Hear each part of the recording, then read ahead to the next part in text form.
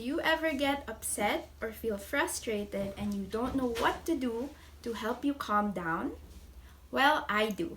I'm Teacher Meg from the Seed Learning, and today I'm going to show you one of my tricks to help me feel better when I'm feeling strong emotions. We are going to make a calming jar today, and I'll show you after how to use your calming jar to help you cool down when you're feeling upset or frustrated or angry. So for our calming jar, we only need a few things. You will need a clear bottle. So I have here a glass jar, but you could also use a plastic bottle if that's what you have at home. We will also need clear glue because this will help us thicken the consistency so that the things we put inside won't be moving around too quickly. And some hot or warm water. Grown-ups, you can help the kids with this, and kids, remember to ask help from your parents or the grown-ups at home anytime you're going to be handling something hot. And lastly, I have here some sequins and some beads. You can also use glitter at home, or you can even use found materials or little knickknacks you find at home. Like sometimes you might have broken pieces of toys or keychains and other things that you don't really use anymore but still looks interesting. You can put that in your calming jar too.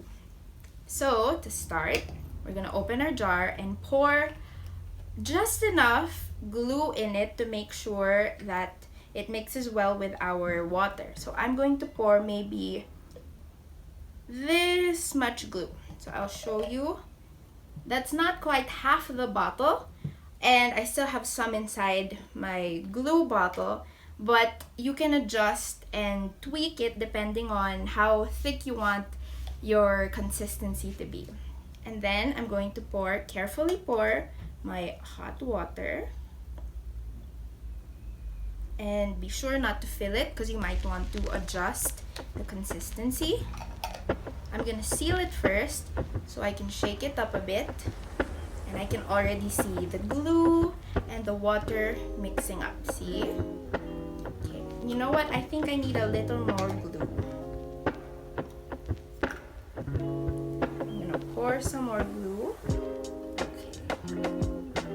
There we go. And lastly, the fun part. This is when you can put whatever accessories or shiny things or little knickknacks you have at home.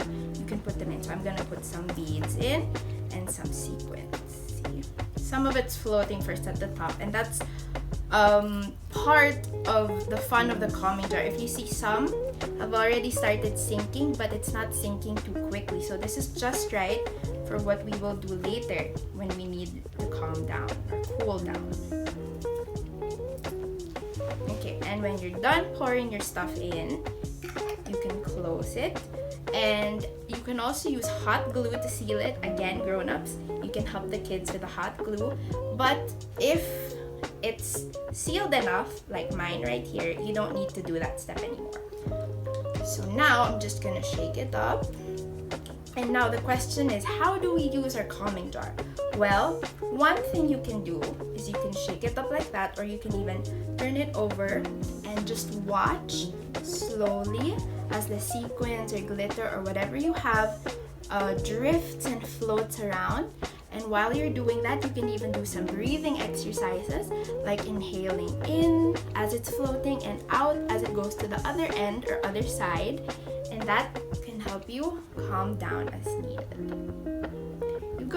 There you go. So there you have it. That's a very simple way to help you calm down with a calming jar whenever you feel frustrated or upset.